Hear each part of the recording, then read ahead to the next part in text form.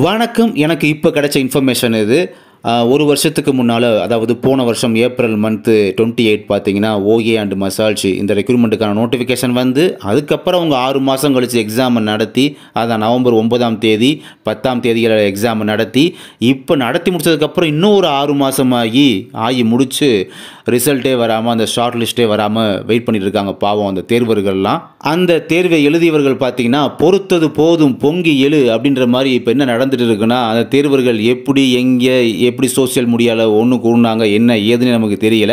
But இப்போ ஒருத்தர் சொல்லி தான் நானே கேள்விப்பட்டேன். பார்த்தீங்கன்னா, ஆன்லைன் வழி போராட்டம், அதாவது எம்எஸ்சி ரெக்ரூட்மெண்ட் போர்டுக்கு ரிக்வெஸ்ட் வைக்கிற மாதிரியே தான் பணிவான ஒரு ஆன்லைன் வழி போராட்டம், அகிம்சை வழிமுறையில் அறவழி போராட்டமாக ஆன்லைன் வழி போராட்டத்தை கையில் எடுத்திருக்கிறார்கள். இவங்களாம் சேர்ந்து என்ன பண்ணுறாங்க பார்த்தீங்கன்னா, ஏதோ மின்னஞ்சல் மூலமாக மின்னஞ்சல் அனுப்பி கொண்டிருக்கிறார்கள்.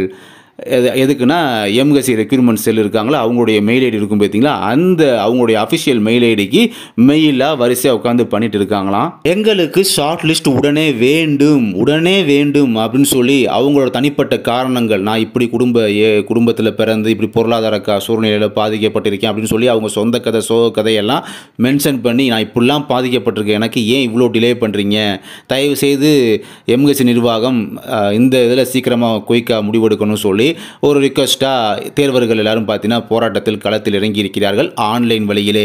பட் இதை யார் பண்ணுறாங்க, எவரு பண்ணுறாங்க, யார் தலைமையில் நடக்குது, யார் முன்னிலை எடுத்து பண்ணுறாங்க அப்படின்ற விவரம் எதுவுமே தெரியலை. பட் விசாரித்தவரை பார்த்தீங்கன்னா ஒவ்வொருவரும் அந்த சோசியல் மீடியாவில் எப்படியோ இதில் ஒன்று சேர்ந்திருக்கக்கூடிய அவங்களாம் ஒவ்வொருவரும் தானாக முன்வந்து, தானாக தன்னெழுச்சியாக முன்வந்து ஒவ்வொருவருமே சிறப்பம்சமாக பண்ணிட்டு வந்துட்டு இருக்காங்க.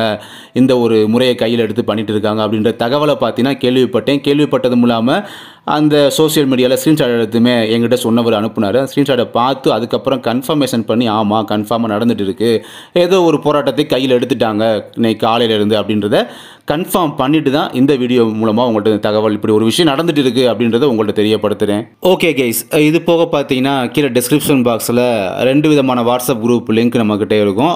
காம்படிட்டிவ் எக்ஸாம் சொல்லி அதில் பொதுவாக எல்லா எக்ஸாம் படிக்கிறவங்களுமே பார்த்தீங்கன்னா குரூப் டிஸ்கஷன், அவங்களுக்குள்ளேயே கேள்விகள் விடைகள் சொல்லி குரூப் டிஸ்கஷன் பண்ணுறதுக்காக. அதுக்கப்புறம் எம்எஸ்சின் தனியாகவே ஒரு வாட்ஸ்அப் குரூப் இருக்குது, அவங்களும் பார்த்தீங்கன்னா டிஸ்கஷன் பண்ணுறதுக்காக குரூப் லிங்க்லாம் இருக்குது. தேவைப்படுறவங்க அதில் ஜாயின் பண்ணிக்கலாம்.